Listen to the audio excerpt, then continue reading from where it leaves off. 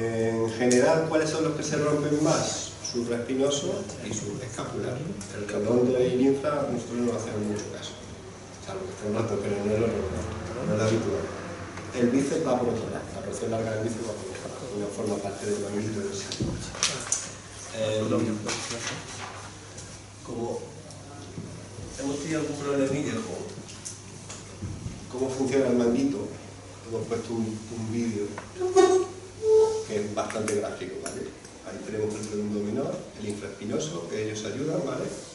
El supraespinoso, que ayuda a estabilizar la cabeza, el subescapular, que siempre hace la rotación interna, y el tendón del bíceps, que también es estabilizador. ¿De acuerdo? Voy parando un poco.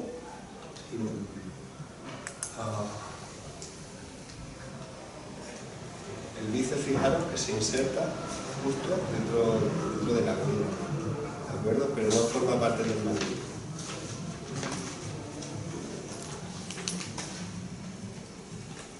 ¿Vale? Esa es la relación del bíceps con la articulación. Ahí lo veis. Por un lado uno, por el lado otro, el subescapular, este es el supraespinoso. Ahí viene la cabeza del húmero.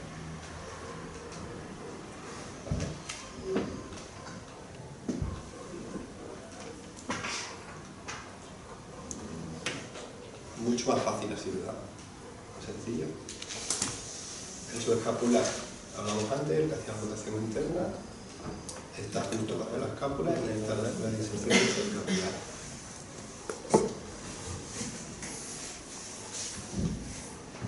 ¿Cómo interacciona con el tórax? Pues interacciona con este músculo, que es el serratum anterior, que es un músculo muy importante para el hombro, sobre todo para la disquinesia, y ayuda mucho a la movilidad de la escápula. ¿Vale? El supraespinoso, el famoso supraespinoso. Aquí tiene todo el vientre, aquí lleva el tendón, ¿vale? Y se inserta justo hacia adelante en la cabeza del húmero. Es un músculo pequeñito y es el que más sufre de todos y el que tiene más problemas, ¿vale? El que tiene la incidencia más alta de rotura.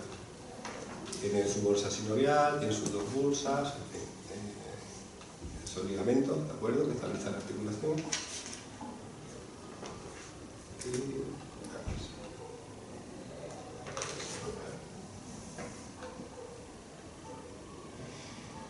Bueno, aquí estabiliza, ¿de acuerdo? Tira en los primeros grados de movimiento.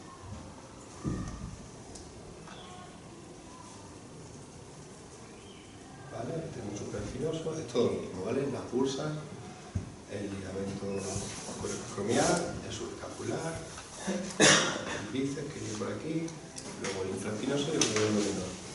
Acordaros que estos son los que hacen la rotación interna. Se inserta en la cara externa de la escápula y vamos hacia la cara también anteroexterna del húmero. ¿Vale? Por abajo, este duele mucho a veces, el punto gatillo, y aquí estaría el supraespinoso. ¿El punto gatillo exactamente dónde está? El punto gatillo normalmente hay una duda del punto gatillo. Entonces, pero cada persona varía un poco. Lo que hace, ahora vemos los puntos gatillos que vemos. Este es el bíceps que viene por acá, la porción corta vendría aquí, se inserta por dentro de la articulación y aquí está su vaina, ¿de acuerdo? Y aquí está el subescapular otra vez y como tiro el subescapular. Acordaros que el subescapular siempre es rotación interna. Y bueno, todo más o menos lo mismo. Yo creo que ya le hemos dado caña a subescapular. Bueno, ¿cuándo viene el paciente después de la cirugía? Normalmente viene a los 10 días de la cirugía, pero antes nosotros normalmente lo recibimos, le explicamos en qué va a consistir, qué es lo que tiene que hacer justo, los cuidados post. Es muy importante la comunicación. Es una cirugía importante, las 6 primeras semanas el manguito está sostenido simplemente por las suturas, que las suturas tienen una resistencia hasta 400 kilos, que diría que no se rompe nunca. Pues no, el problema es tanto las suturas, sino que se desinserte o se deshilache ese tendón.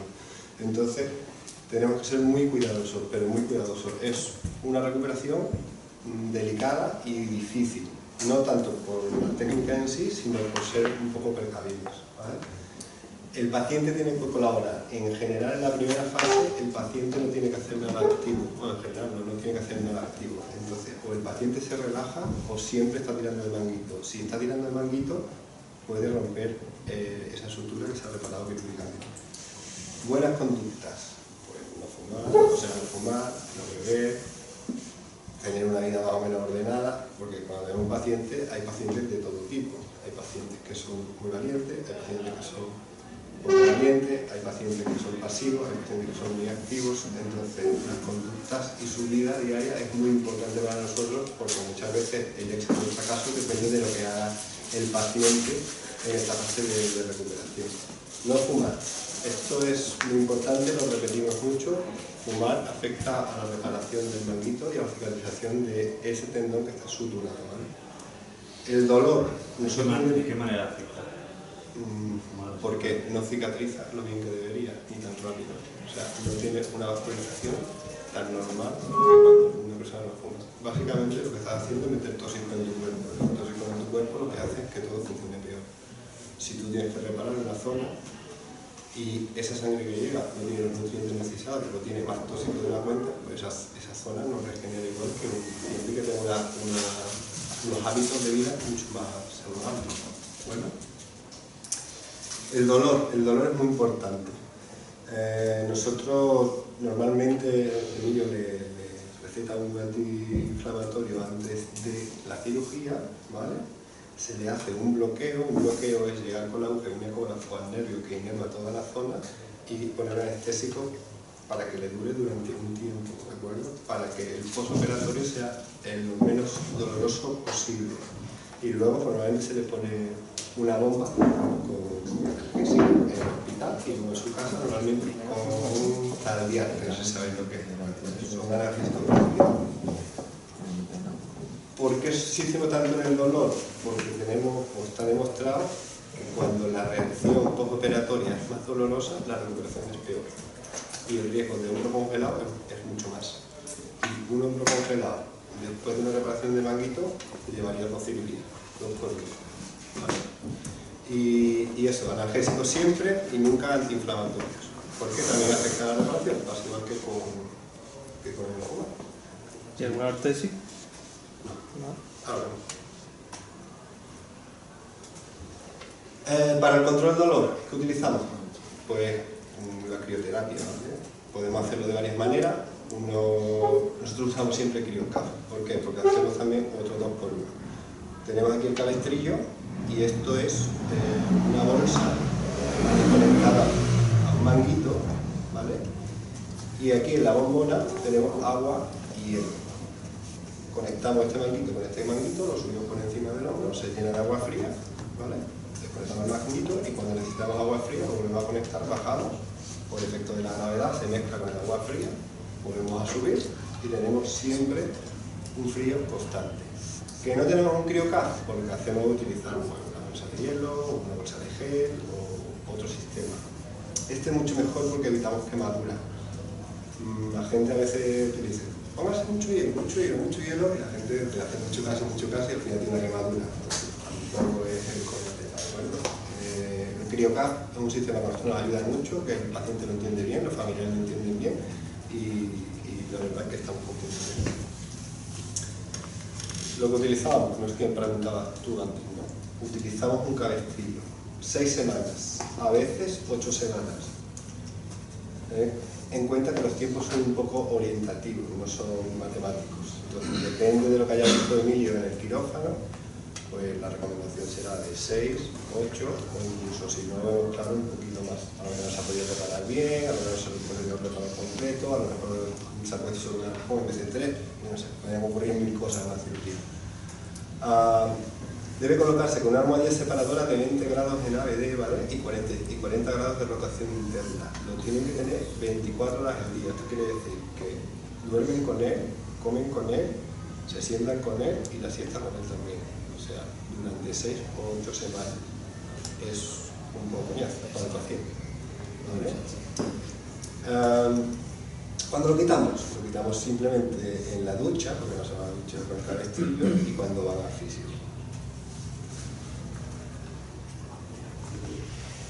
Bueno, nosotros dividimos la fase de recuperación de la reparación reparación quirúrgica de un manguito en 3 fases. La fase primera, que la llamamos de protección, porque es la fase en que protegemos la reparación, es la fase más delicada, pero tenemos que tener más cuidado y con la colaboración del paciente tiene que ser mucho mayor. No debe nunca tirar del manguito, nunca tirar del brazo, ni aunque le duela. Si le duele y tira, está tirando de la reparación, tiene riesgo de rotura, ¿vale? Nuestros objetivos: 1, evitar el hombro congelado, que se peque la articulación porque está todo inflamado, el control del dolor y la inflamación, ganar arco articular con el mínimo estrés tendinoso, lo que hablábamos antes, siempre tiene que haber una colaboración para que él no tire nunca el manguito, tenerlo movilizado. La fase primera es desde el día 10 hasta las 6 semanas, llegar hasta 90 grados de flexión. Los 90 grados de flexión no se consiguen en el primer día, poco a poco, consiguiéndolo hasta donde pueda, siempre con la colaboración del paciente.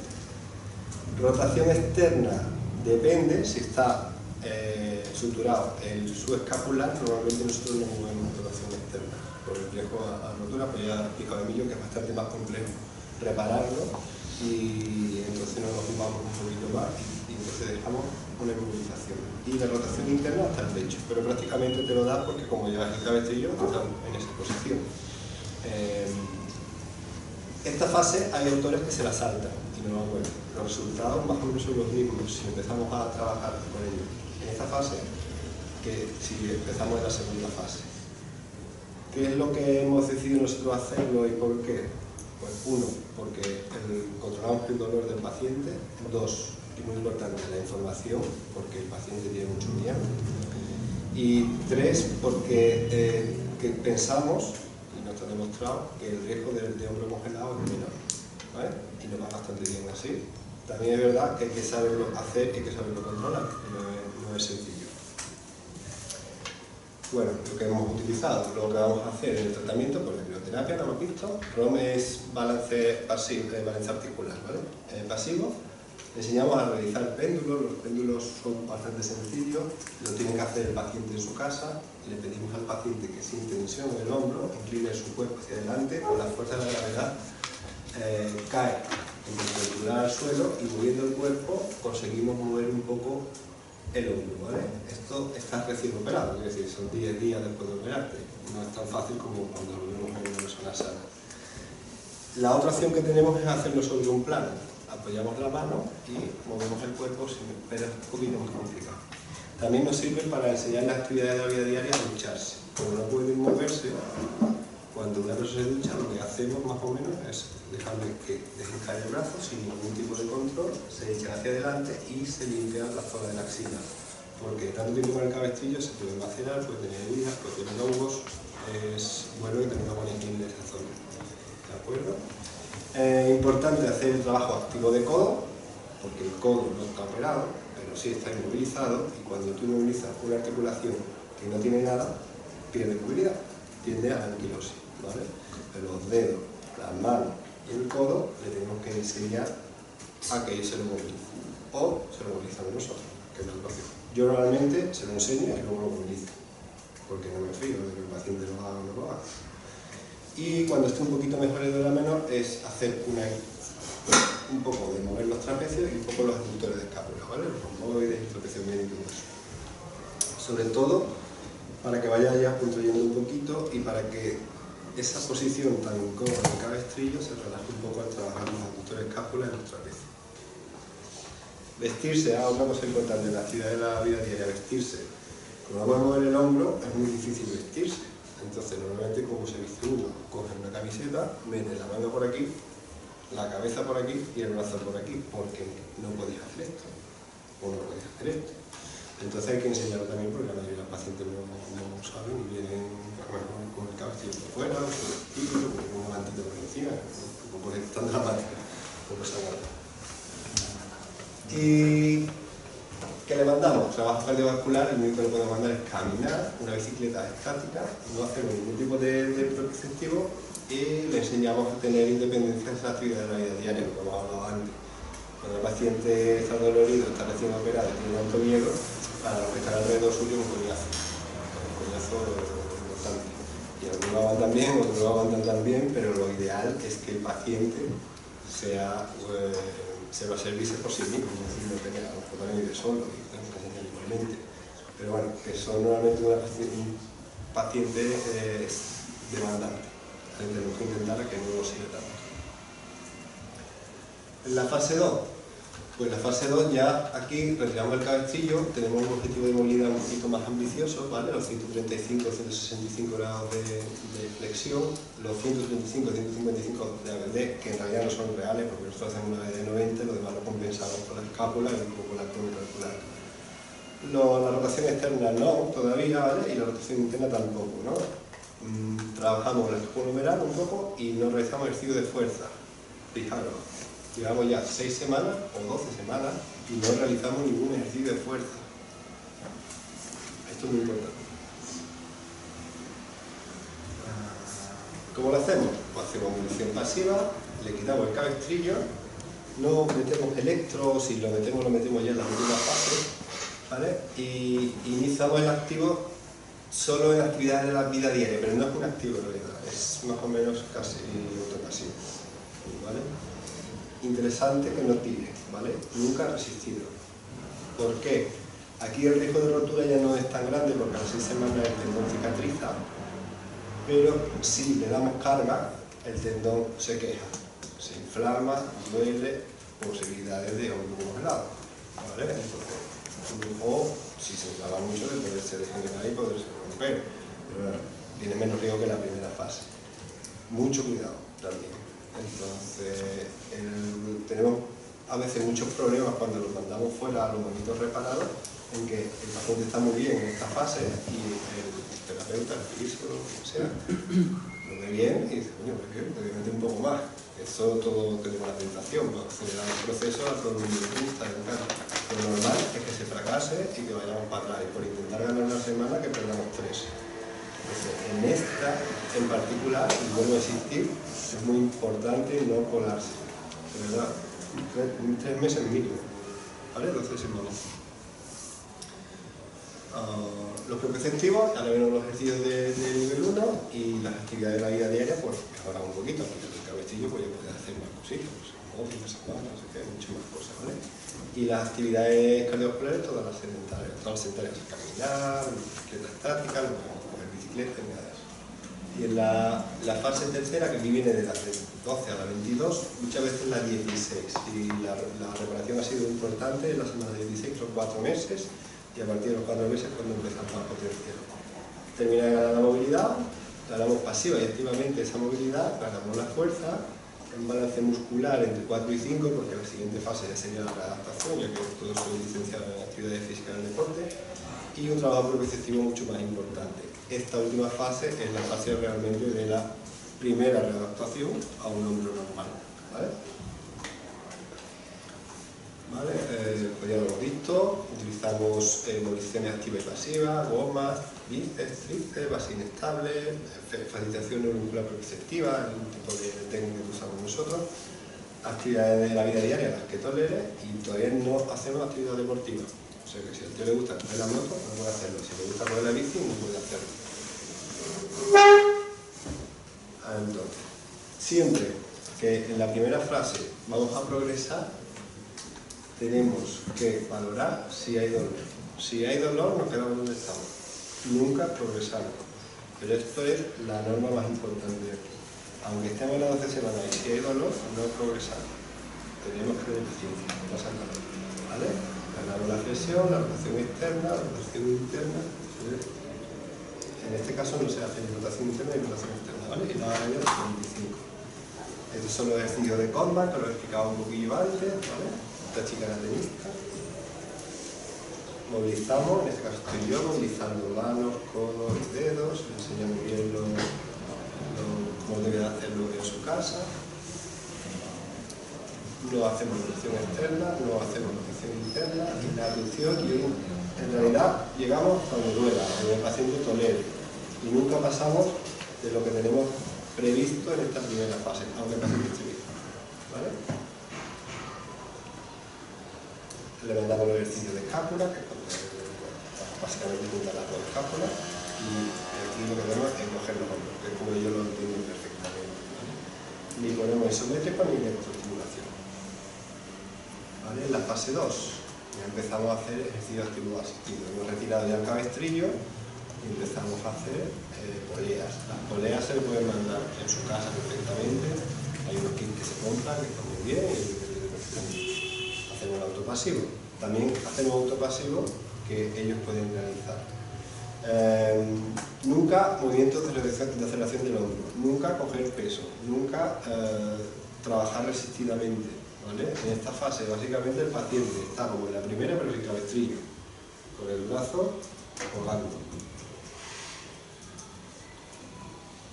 Ejercicio activo, los que estamos viendo antes. Le enseñamos autopasivos para realizar los movimientos de rotación interna y empezar los movimientos de rotación externa siempre que lo tolere, ¿vale? Y suavecito. La electroestimulación ya es la última fase de todo, al principio no lo utilizamos, pero al final sí. Siempre que no duele, como siempre, es más o menos siempre lo mismo. En la estimulación le ponemos un TENS, un COMPEX, lo que queráis. Un COMPEX es un TENS, una marca comercial.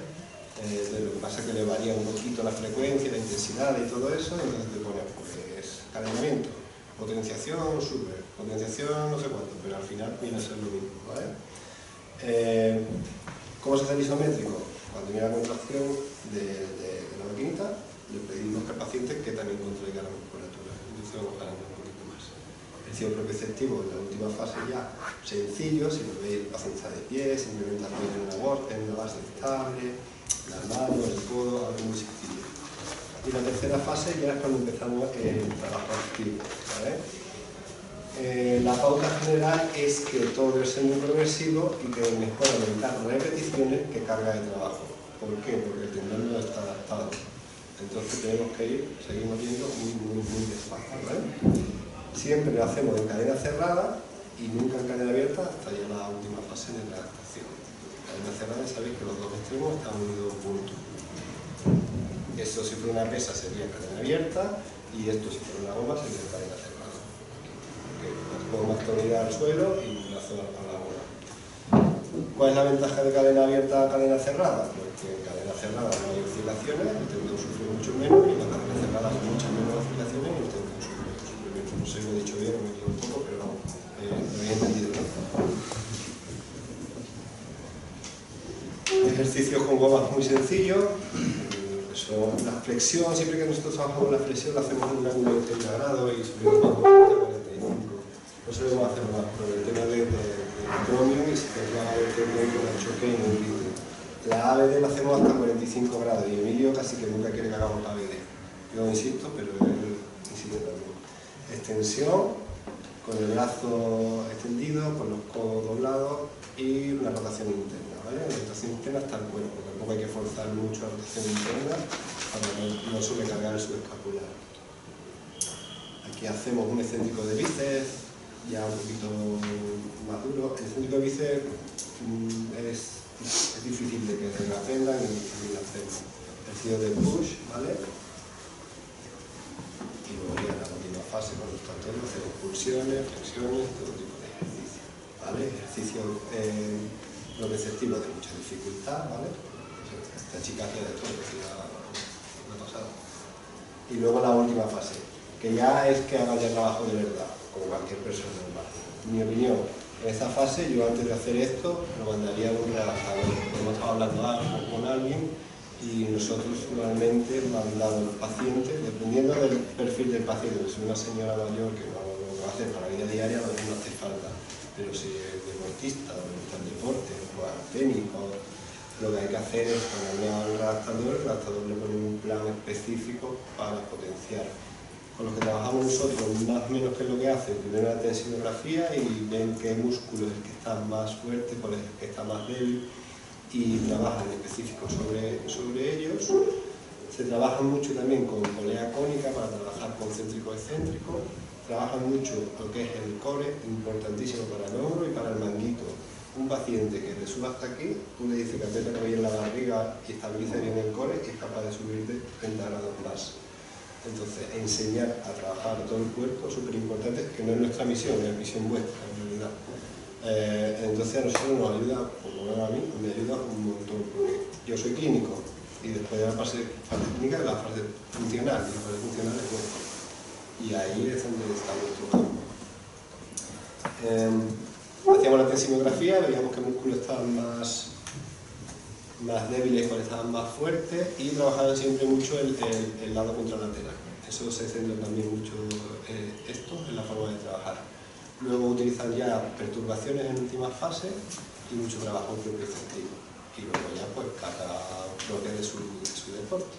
Y para nosotros alta estaría a partir de eso, de las 20 semanas, 22 semanas, 5, quinto, sexto mes, y luego ya la fase funcional. Y más o menos lo que tenéis que tener claro, que 3 meses no podéis darle carga, que se muy cuidadosos en las primeras fases, y siempre que haya dolor, bajamos el escalón. Luego ya 90, 92, 95, 93 de flexión, tampoco está muy importante. Otra cosa que se me ha olvidado es tratar siempre los puntos gatillos. Los puntos gatillos siempre aparecen cuando tenemos una cirugía, cuando tenemos una lesión, cuando tenemos una tendinopatía, cuando tenemos un esguince. ¿Por qué? Porque son adaptativos a la lesión. Entonces al final acaban contrayéndose y acaban doliendo. Nosotros siempre los tratamos. Pero los puntos gatillos los tenemos aún estando bien, ¿no? O sea... Gente que sí, gente que no. En general no. Pero hay gente que sí lo tiene. Ahora, como la del punto gatillo.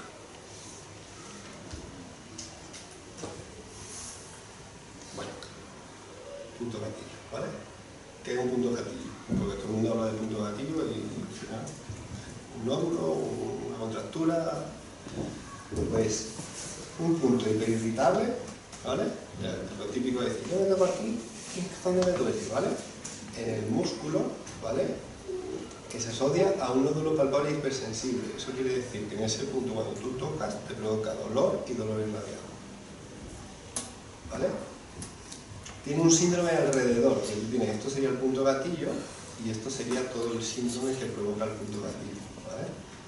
Y tiene síntomas sensitivos, por eso tienes como una especie de hiperestesia, que se va hacia abajo, motores, porque no funciona bien el músculo cuando tiene el punto gatillo, y neurovegetativos, pasando estos puntos gatillo. ¿Vale? Se producen alteraciones sensitivas, disestésica, dolor referido. Todo el mundo ha tenido un episodio de dolor, el punto del trapecio, el punto del tromboide. El tromboide claramente aquí alrededor tiene como un hormigueo que lo produce. Entonces, si son muy fuertes pueden tener rinitis, lagrimia, salivación, cambio de temperatura. Fijaros que es duro, ¿sabes? Que es una tontería en realidad. Nosotros no los tratamos tal como una cosa muy importante, pero hay gente que de verdad que lo pasa un poquillo mal, que es que no lo podéis tocar.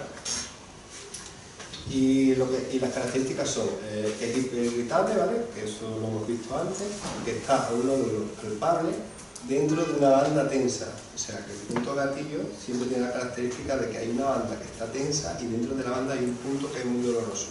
Ese es el punto gatillo. Siempre lo que se hace para diagnosticarlo es comprimirlo, y si al comprimirlo se reproduce el dolor que tú tienes, pues entendemos que es un punto gatillo. Y darlo a recibir. Ya hemos visto los síntomas sensitivos que produce. Pues dices comprimir, que es justo donde sabes que voy a apretar y hacer así. Buscas, banda tensa, y donde notas lo coges y lo pinzas. ¿Vale? Hay otra manera también de hacerlo. Y en la fibromialgia, como que una persona con fibromialgia que duele todo, donde le toque decir, usted tiene 40 puntos de gatillo. En realidad no. ¿Por qué no tiene el dolor referido? ¿Por qué ocurre? Pues a veces por un traumatismo, a veces por un microtraumatismo, a veces por estrés, por posturas, por una cirugía, por una inmovilización. Hay miles de causas para desarrollar esto. ¿Y cómo lo demostramos? Pues no hay nada que lo demuestre. Digo, yo te tengo que le dar un punto gatillo, porque produce una respuesta de espasmológica. Esto es una contracción muy electrical al pinzarlo con una aguja de acupuntura. Cuando tú lo estás tratando, normalmente hay muchas técnicas para tratarlo, pero una de las más comunes es la punción seca, había oído hablar de ella. Cuando tú localizas el punto gatillo punzar, se produce como una especie de contracción, como un reflejo, ¿vale?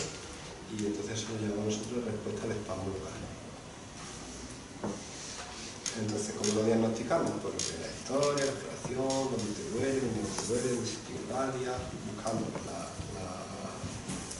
la banda tensa y localizamos el punto gatillo doloroso.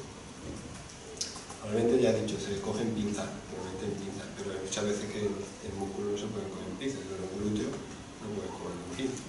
Entonces lo que hace es presionarlo.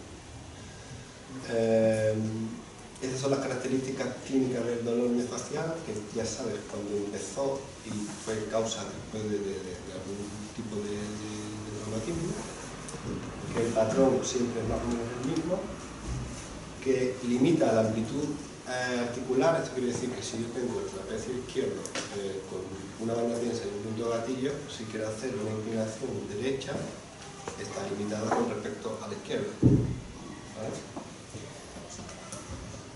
Tenemos un poco de debilidad muscular, pero sin atrofia propia derecha. La compresión, cuando lo comprimimos, ya lo hemos explicado antes, produce un dolor similar al que tiene el paciente, su banda tensa, el REM que lo hemos visto antes cuando lo pintamos con una aguja y la reproducción del dolor, ¿vale? ¿Tipos de tratamiento? Pues hay un montón. El músculo en realidad acepta casi todo. Casi todos los tratamientos para el músculo valen.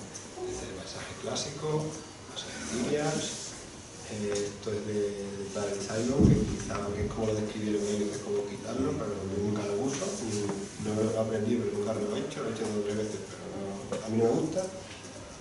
Con TEN tampoco me gustan, yo normalmente no uso EPI, uso ondas de choque y a veces una diatermia, no uso más máquina, todo lo demás es manual. Ultrasonidos, que es mentira, ¿vale? Que se ha demostrado que no funciona. Masaje, compresión isquémica, eso es la técnica que se llama de compresión isquémica, que lo que hacemos es localizar el punto de gatillo, comprimimos y relajamos, comprimimos y relajamos, lo que hacemos es bombear para que entre sangre.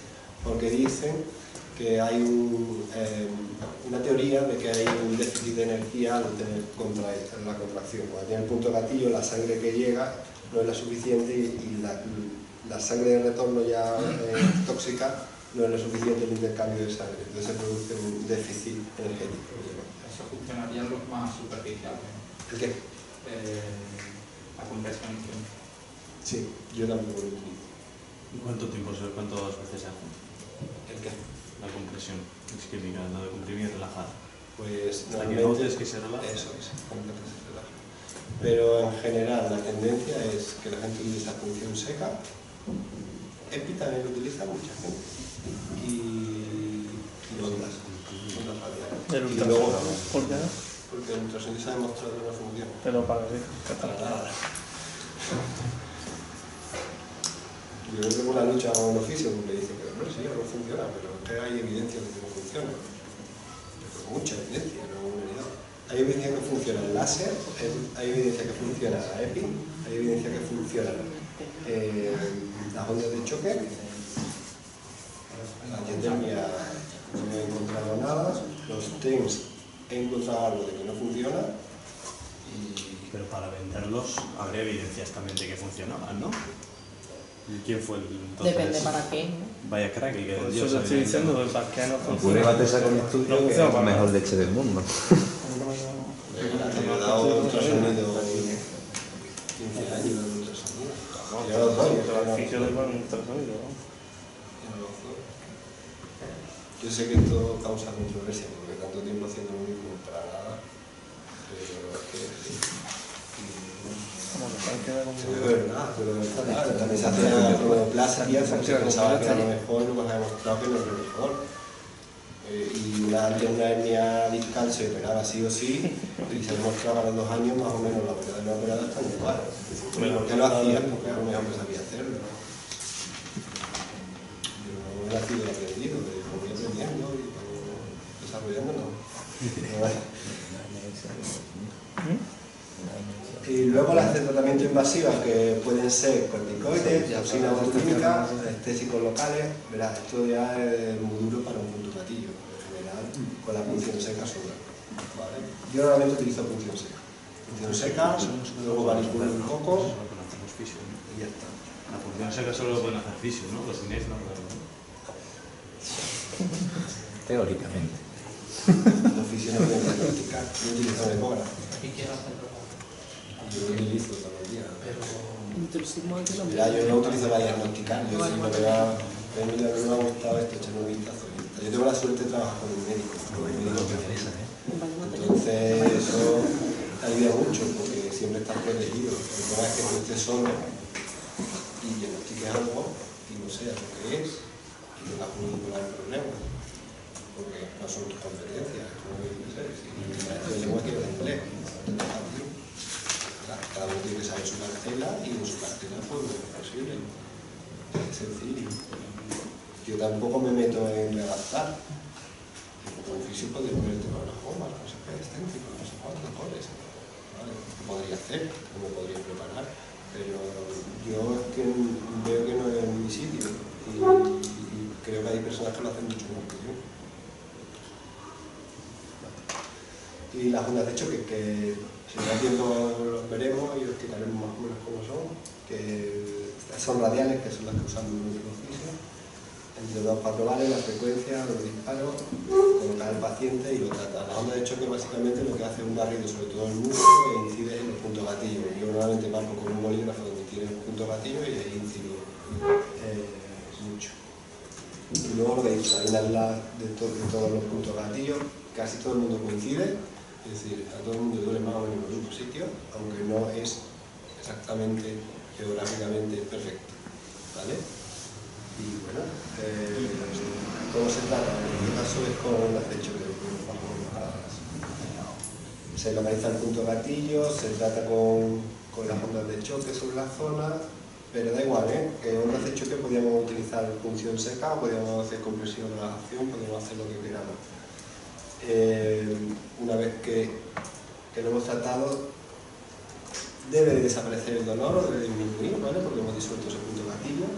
Luego estiramos el músculo, poco a poco, estiramos y luego le pedimos al paciente que lo vaya moviendo para que lo active. Y luego si acaso terminamos con una neuronuclear, que tampoco hay evidencia de que funcione. ¿Los kinesios sí lo recomiendan? Yo lo uso, Qué guay. ¿Eh? Te queda... Los de colores quedan muy bien. Pero muchas veces casi que más los uso como correctivos que como un daño neuromuscular. ¿No hay evidencia de que...? Es que no todo tiene evidencia. Se empieza con evidencia clínica, a mí esto me va bien. Bueno, vamos a ver si esto me va bien. No, pues me va bien. Vale, pues sí, pues va bien. Pero si lo usan todos los deportistas de élite, algo... Teníamos un salto sonido, mucho tiempo. Antes no hacía trabajo céntrico nadie, ahora hace todo el mundo trabajo céntrico, pero mejor que el mundo entero. Pero a veces el trabajo céntrico irrita las inserciones tendinosas y no va bien, es normal que hacer isométrico, como la primera fase clínica. Se ha demostrado que funciona, funciona siempre, son muchas preguntas, es difícil, era sencillo. Pues bueno, pues más o menos esto. Por ahí hay un montón de puntos gatillos en todo el cuerpo, tal, utilizamos. Siempre es más o menos lo mismo, ¿vale? Estirarlo y tratarlo, estirarlo y pedirle al paciente que luego active el músculo. ¿Vale?